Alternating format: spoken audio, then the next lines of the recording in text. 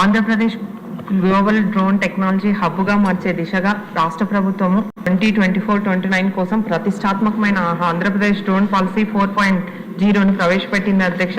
వెనుకబడిన ప్రాంతమైన మా రాయలసీమలో దీన్ని ఏర్పాటు చేయడం హర్షించదగ్గ విషయం అధ్యక్ష. ఈ ముఖ్యంగా కర్నూలు జిల్లాలోని మా పాండ్యం నియోజకవర్గంలో ఓర్వకల్లో 300 ఎకరాల్లో డ్రోన్ హబ్గా ప్రకటించినందుకు గౌరవ ముఖ్యమంత్రి గారికి హృదయపూర్వకంగా ధన్యవాదాలు తెలియజేసుకుంటున్నాను అధ్యక్ష. గతంలో అయితే ఈ డ్రోన్స్ యుద్ధాల్లోనే వాడేవారు అధ్యక్ష.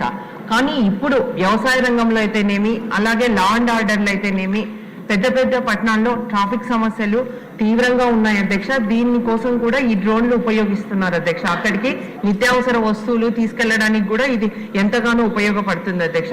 మొన్ననే మనము విజయవాడలో బుడమేరు వరద వచ్చింది అధ్యక్ష. దీనివల్ల వరదలు సంభవించినప్పుడు అక్కడికి ఎవ్వరూ పోలేని పరిస్థితి అధ్యక్ష. అప్పుడు మన గౌరవ ముఖ్యమంత్రి గారు ఎంతో ముందు చూపుతో, ఆయన చొరవతో, కృషితో వరద బాధితులకు నిత్యావసర వస్తువులు అందజేయడంలో కానీ, అలాగే వాటర్ అయితేనేమి, మందులు అయితేనేమి అక్కడికి చేరవేయడానికి ఈ డ్రోన్లు ఎంతగానో ఉపయోగపడినాయి అధ్యక్ష.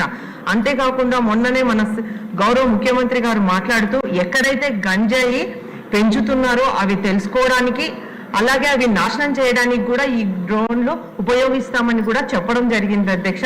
అందుకే ఈ హై టెక్నాలజీ అందుబాటులోకి తీసుకురావడం వల్ల అధ్యక్ష చదువుకున్న యువతి యువకులకు ఎందరికో ఉపాధి అవకాశాలు కూడా రావడానికి అవకాశం ఉంది అధ్యక్ష.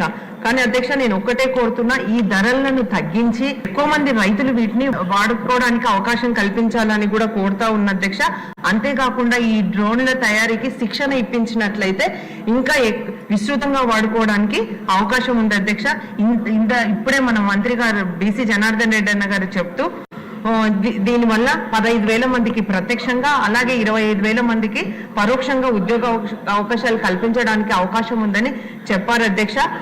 కాబట్టి నేను కూడా ఒకటే కోరుతా ఉన్నా, దీనివల్ల ఏపీలో స్కిల్ డెవలప్మెంట్ సహకారంతో ఇంజనీరింగ్ కాలేజీలు అయితేనేమి, పాలిటెక్నిక్లు అయితేనేమి, ఐటీఐలో డ్రోన్ టెక్నాలజీతో సెంటర్లు ఏర్పాటు చేసి చదువుకున్న యువతి యువకులకు ఉద్యోగ అవకాశాలు ఇప్పించాలని మనస్ఫూర్తిగా కోరుకుంటున్నాను అధ్యక్ష. ఈ అవకాశం ఇచ్చినందుకు మీకు ధన్యవాదాలు అధ్యక్ష.